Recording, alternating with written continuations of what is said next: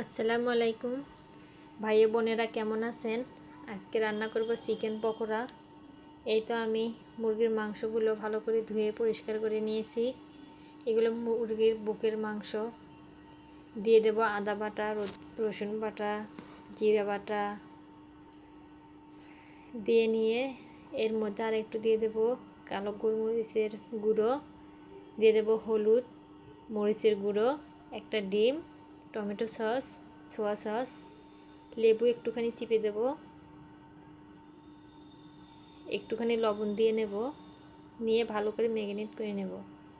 এই তো এগুলো আমি ভালো করে মিক্স করে নিয়ে কিছুক্ষণের জন্য রেস্টে রেখে দেব। এখানে নিয়ে নেব কর্নফ্লাওয়ার আর ময়দা, সাথে নিয়ে নেব গোলমরিচের গুঁড়ো, কালো গোলমরিচের গুঁড়ো, নিয়ে এখানে দিয়ে দেব একটুখানি আদা বাটা, রসুন বাটা, একটু লবণ দিয়ে, একটু মরিচের গুঁড়া দিয়ে ভালো করে অল্প অল্প করে পানি দিয়ে এটা একটা হালকা একটা ডো করে নেব, ঝরঝরে করে।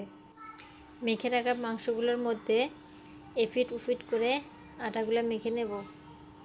মাখা হয়ে গেলে এগুলোর মধ্যে তাওয়া চুলাতে দিয়ে তেলটা হালকা গরম করে নিয়ে এগুলো ভেজে নেব।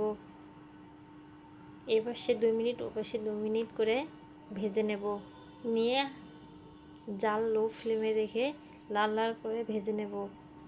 এই তো আমার পকোড়াগুলো ভাজা হয়ে গিয়েছে।